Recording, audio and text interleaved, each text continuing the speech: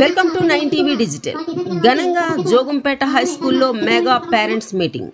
గొలుగొండ మండలం జోగంపేట జిల్లా ఉన్నత పాఠశాలలో ప్రధాన ఉపాధ్యాయులు వి సరోజిని ఆధ్వర్యంలో శనివారం మెగా పేరెంట్స్ మీటింగ్ సందర్భంగా విద్యార్థుల తల్లిదండ్రులతో ఆత్మీయ సమావేశం నిర్వహించారు. ఈ సందర్భంగా ముందుగా ఆయా క్లాస్ టీచర్లతో విద్యార్థుల తల్లిదండ్రులు పిల్లల చదువు యొక్క స్థితిని అడిగి తెలుసుకున్నారు. అలాగే తల్లిదండ్రులకు రంగవల్లిల పోటీలు, తాడాట వంటి ఆటల పోటీలు నిర్వహించారు. ఈ సందర్భంగా మాజీ ఎంపీపీ అడిగర్ల అప్పలనాయుడు మాట్లాడుతూ విద్యార్థులను బడి నుండి ఇంటికి వచ్చాక ఎలా చదువుతున్నారో అడిగి తెలుసుకోవలసిన బాధ్యత తల్లిదండ్రులపై ఉందన్నారు. విద్యాలయంలో విజ్ఞానం ఉంటుందని, విద్యార్థులు చక్కగా చదివి ఉన్నత చదువులు అధిరోహించాలని ఆకాంక్షించారు. అలాగే ఎస్ఐ పి రామారావు మాట్లాడుతూ విద్యార్థులను గురువులు మంచి మార్గంలో నిలబెట్టే క్రమంలో ఏమైనా భయం చెప్తే తల్లిదండ్రులు గురువులకు సపోర్టుగా ఉండాలని, వచ్చి పాఠశాలలో ఉపాధ్యాయులపై గొడవలు చేయకూడదన్నారు. అలా చేస్తే ఖచ్చితంగా తప్పేనని ఆయన అన్నారు. ఉపాధ్యాయులు చదువుతో పాటు ఉన్నత స్థాయిలో నిలబెట్టే గైడెన్స్ కూడా ఇస్తారని అన్నారు. అలాగే తల్లిదండ్రులు సైబర్ నేరాల పట్ల జాగ్రత్తలు తీసుకోవాలని సూచించారు. విద్యార్థులు డ్రగ్స్కు దూరంగా ఉండాలన్నారు. అలాగే మాజీ sarpanch Babji, school committee chairman Gudivada Murali, sarpanch Juvvala Lakshmi, vice chairman Juvvala Mohan, BJP నాయకులు శ్రీను, పూర్వ విద్యార్థులు జమీలు కార్యక్రమాన్ని ఉద్దేశించి మాట్లాడారు. అనంతరం రంగవల్లుల పోటీల్లో గెలుపొందిన విద్యార్థుల తల్లులకు బహుమతులు అందజేశారు.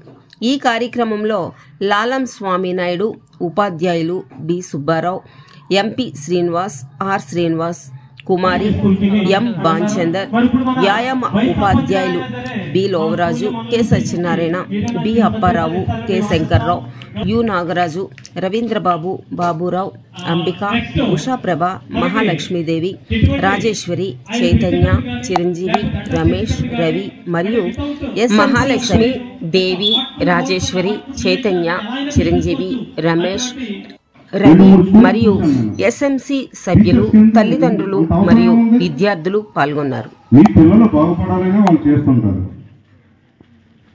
అలా చేయకపోతే వాళ్ళ జీతాలు రావా? జీతాలు వస్తున్నాయి కదా. మీరు మీ పిల్లలు బాగుపడిన జీతాలు వస్తాయి, మీ పిల్లలు చెడిపోయినా జీతాలు వస్తాయి. నాకు తెలిసి ఏ టీచర్ కూడా పిల్లలు చెడిపోవాలని కోరుకోరు. టీచర్స్ అందరూ పిల్లలు బాగుపడాలని కోరుకుంటారు. ముందుగా పేరెంట్స్ అది గుర్తుపెట్టుకోవాలి. మీ పిల్లడు వచ్చి టీచర్స్ మీద కంప్లైంట్ ఇచ్చారంటే అసలు ఏం జరిగిందో మనం ఆలోచించాలి. ఆ మాత్రం దండించడంటే దండించపోయిన వల్లే మనం చూస్తున్నాం. ఇప్పుడు నేరాలు ఎక్కడికో వెళ్ళవసరం లేదు. మన గొలుగొండ, మన జోగంపేట చాలు మీ కళ్ళ ముందే ఉన్నారు. మార్నింగ్ లేసి మందు తాగి, డ్రగ్స్ తీసుకొని, గంజాయి తాగి, ఎందుకు మొక్కై వంగందే మోనై వంగున అంటారు. ఫస్ట్ స్కూల్లోనే వాడు కరెక్ట్గా లేకపోతే పైకి వచ్చి ఏం చేస్తాడు? ఈ రోజుల్లో ఎంతమంది, నిన్నేమో కేసు కట్టాం, పేరెంట్స్ని తంటారు. ఫస్ట్ మనం వదిలేస్తాం. టీచర్ బుద్ధులు చెప్పేటప్పుడు ఏంటి, టీచర్ మెత్తగా పడతాం. వాడు ఏమవుతాడు? రేపు మిమ్మల్ని తంతాడు. మనం వెళ్ళి చూడట్లేదు. అట్లా ఎక్కడికో వెళ్ళవసరం లేదు, మన ఊళ్ళో చూస్తున్నాం. మీకు అందరికీ తెలుసు కూడా, పేర్లు నేను చెప్పవసరం లేదు.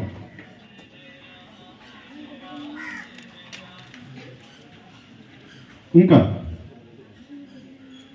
పిల్లల ముందు మందు తాగడం, పేరెంట్స్ ఇంట్లో ఉంటాం, వాడి ముందే మందు ఉన్నాడు అయితే సారా తాగుతాడు, లేకపోతే డబ్బులు ఉన్నాడు క్వార్టర్ ఓపెన్ చేస్తాడు పిల్లల ముందే. వాడికి ఏమనిపిస్తుంది? టేస్ట్ చేయాలనిపిస్తుంది.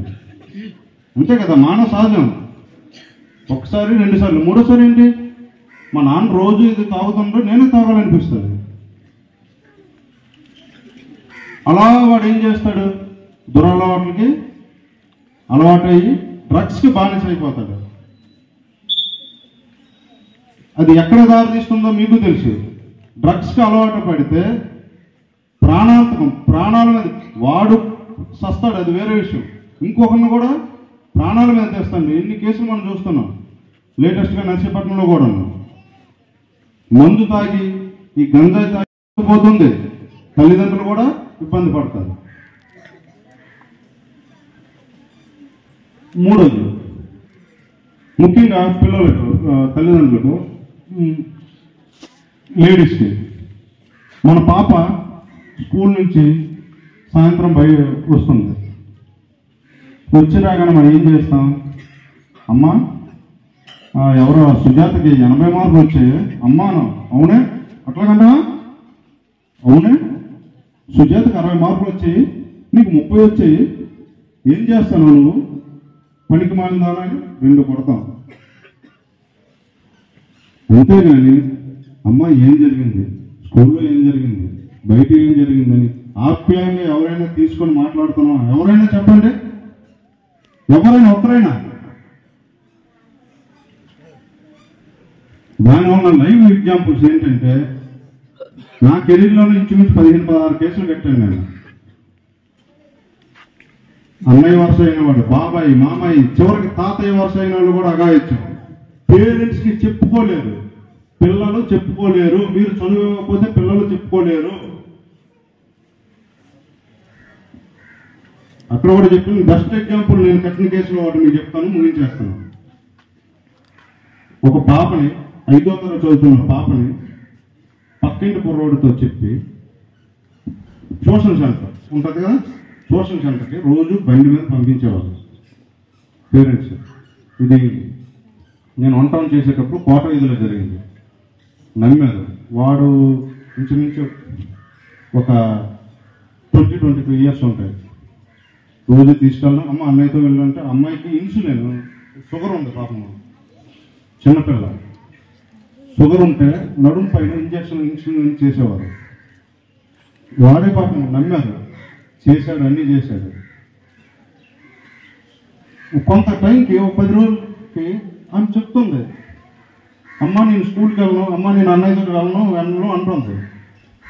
తల్లి ఏం చెప్తుంది? నీకు చదువు, నువ్వు చదవు, చదువుకోవాలంటే నీకు ఇంట్రెస్ట్ లేదు. ఇంకా మనకు తెలుసు కదా, పల్లెటూరు బూతులన్నీ ఆడి పిల్లలు కొట్టడం, నువ్వు స్కూల్కి వెళ్ళట్లేదు అంటుంది తప్ప అవి ఏంటో కనుక్కోవట్లేదు. ఒక టైంలో అమ్మాయికి తల్లి స్నానం చేయించింది. స్నానం చేస్తే లిటరల్గా నేను ఆ కేసులో అయ్యాను. జడ్జి గారి ముందు కానీ ఇది కానీ చూసా, మన కళ్ళు చెమ్మగిలుతాయి. మొత్తం చూడరాని పార్ట్లు, టైస్ మీద, ఇక్కడ ఒంట్లో రగుడు అంటే కమిలిపోయి ఎర్రగా నల్లగా అట్లా ఉన్నాయి. అప్పుడు తల్లి అడిగింది, ఏం జరిగింది అమ్మాయి? అప్పుడు వరకు అడగల, పాప ఏడుస్తున్నాడలా. అప్పుడు అడిగితే అప్పుడు కూడా పిల్ల చెప్పలేదు.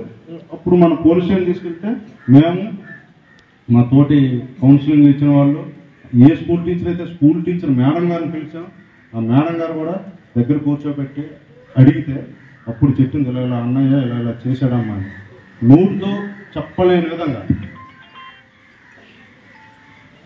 అదే తల్లి ముందే గ్రహిస్తే వాడి శిక్ష పడిందో, వాడి కౌన్సిలింగ్ ఇచ్చామా తర్వాత విషయం. ముందే చేస్తే ఆ ఇబ్బంది ఉండదు కదా మనకి. అందువలన పేరెంట్స్, టీచర్స్తో పాటు మీ కోఆపరేషన్ అవసరం. నేను యాక్చువల్లీ ఇక్కడ డ్రగ్స్ గురించి దీని గురించి చెప్పాలనుకుని వచ్చాను. కానీ ఈ విషయం ఎందుకు చెప్తున్నాం అంటే, అందరూ ఆడపిల్లలు ఉన్నారు, మీరు తల్లిదండ్రులు, మీరు గ్రహించాలి. పిల్లలతో కొద్దిగా ఆప్యాయంగా, ప్రేమగా ఉండండి. వాళ్ళు ఏం చెప్తారో అది కొద్దిగా వినండి. టీచర్స్ మీద ఎవరైనా తిరగబాటు చేసినా మాత్రం ఊరుకునేది అయితే లేదు, క్లియర్గా చెప్తున్నాం. ఎందుకంటే వాళ్ళు మీ పిల్లల బాగోగుల కోసం మాత్రమే పాటుపడతారు. నాకు ఇప్పటికీ గుర్తుంది, మా సైన్స్ మాస్టర్ లక్ష్మీనారాయణ గారు టేబుల్ మీద చేయి పెట్టి మండల మీద కొట్టేవారు. నేను జడ్పే స్కూల్ మందరాడ అంటే దుంపగడ అంటారు చూడండి, ఇప్పుడు బిల్డింగ్స్ ఉన్నాయి. సేమ్ ఇదే చెట్ల కింద బోర్డు పెట్టి టీచర్స్ చెప్పేవారు. 180 మంది ఒక క్లాసు, 10th క్లాస్. ఫోన్ తీసేవారు. మా తల్లిదండ్రులు ఎప్పుడు కూడా ఏమనేవాళ్ళు, మేము వెళ్ళి టీచర్ కొట్టేవారు, లెక్కల మాస్టర్ ఉండేవారు, ఆయన కొట్టేవాడు. మళ్ళీ మమ్మల్ని తీసుకొచ్చి కావాలంటే 2 తన్నంటే కానీ మా వాళ్ళని చేయొద్దనేవారు. అంటే నేను అలా చేయొద్దని అనట్లేదు, అంత విశ్వాసం ఉంచాలి మనం టీచర్ల మీద. వెంటనే ఒక వీడియో తీయడం, సోషల్ మీడియాలో పెట్టడం, ఇది ప్రతి ఒక్కరికి ఫ్యాషన్ అంతే, అంతే కదా. ఇప్పుడు ఎవరి మీద సమాజంలో ఎవరి లోపం మనకి, పోలీసులు అనుకోండి మేమేదో అంటాం, పక్కించడం అనుకోండి వాడు తిడతారు, రెవెన్యూ వాళ్ళు అనుకోండి వాళ్ళు తిడతారు, ఏమి అనుకునే ఎవరు టీచర్స్. పాపం వాళ్ళు ఏదన్నా అలా కామ్గా పాఠాలు చెప్పుకుంటూ వెళ్ళిపోతుంటారు. మనకు వాళ్ళే, నేను ఎక్కడైనా చెప్పట్లేదు, మన ఏపీ వాళ్ళలో మనకి ఇష్యూ జరిగింది ఏమండి, మన మీడియా వాళ్ళకి కూడా తెలుసు ఆ విషయం. ఇంకా రెండోది ఏంటంటే సైబర్ క్రైమ్, సైబర్ ఫ్రాడ్స్. ముఖ్యంగా ఇది కూడా లేడీస్కే చెప్తున్నా. అమ్మ మీకు లోన్ వస్తుంది, ఫోన్ చేస్తాడు, మీకు లోన్ ఇస్తాం, ₹1,00,000 ఇస్తాం, ముందుగా 5,000 కట్టండి అంటారు. మనం ఏం చేస్తాం, అమ్మడప్పుడు 5,000 కదా ₹1,00,000 వస్తుందని ముందు కట్టేస్తాం. లేదు మరొక దీనిలో కొద్దిగా బ్యాంకు తేడా ఉంది, మనకు 5,000 వేస్తాం. తర్వాత వాడు ఏం చేస్తాడు తెలివిగా, మీకు లోన్ కెపాసిటీ పెరిగింది, 2,00,000 వస్తుందంటే మరొక 10,000 వేస్తాం. అప్పుడేంటి, బ్యాంకులో కొన్ని విసులుబాట్లు ఉన్నాయమ్మా, కొన్ని విధాలుగా అవ్వదు, మీకు ఒక కాల్ వస్తుంది, మీ అకౌంట్ నెంబర్ చెప్పండి అంటారు. మనం వెంటనే ఏం చేస్తాం, అకౌంట్ నెంబర్ చెప్తాం, ఇప్పుడు పాస్వర్డ్ వస్తుంది చూడండి అంటారు. ఆ పాస్వర్డ్ చెప్పారు, వాడు ఏం చేస్తాడు, మీరు 30,000 మన అకౌంట్లో ఉన్న మిగతా సొమ్ము మొత్తం తీసుకుపోతాడు. తర్వాత ఏమంటాం, లోపలికి అనుకొని అక్కడికి ఇక్కడికి పోలీస్ స్టేషన్కి అంతలో అంతా జరగవలసిన పుణ్యకార్యం అంతా జరిగిపోతుంది, మన అకౌంట్ అంతా క్లోజ్ అయిపోతుంది. అందువల్ల మిమ్మల్ని ఎవరు పాస్వర్డ్ కానీ అకౌంట్ నెంబర్ కానీ మీ ఆధార్ కానీ ఎవరు అడిగినా ఇవ్వద్దు. ఇంకోటి ఏంటంటే పోలీస్ స్టేషన్, ఇప్పుడు ఈ క్రైమ్ ఎక్కువైంది. మన నర్సీపట్నంలో 40 లక్షలు ఫ్రాడ్. పోలీస్ స్టేషన్ మేము మాట్లాడుతున్నాం, మీ ల్యాండ్ గ్రాబింగ్ మీరు చేశారంటారు, లేకపోతే మీ కొడుకు గంజా కేసులో ఎదుర్కొన్నాడు 30,000 అయ్యిందంటారు. ఎవడో ముంబై పోలీసులు మీకు ఎందుకంటే ఫోన్ చేస్తాడు, మనం అది అర్థం చేసుకోవాలి కదా, అర్థం చేసుకోవాలి. డబ్బులు మన గుండు బాస్ అంటాడు, డబ్బులు ఊరకనే రావాలి, ఎంత జోన్లు అంటారు కదా, అలాగా మనకి డబ్బులు ఊరకనే వస్తాయా.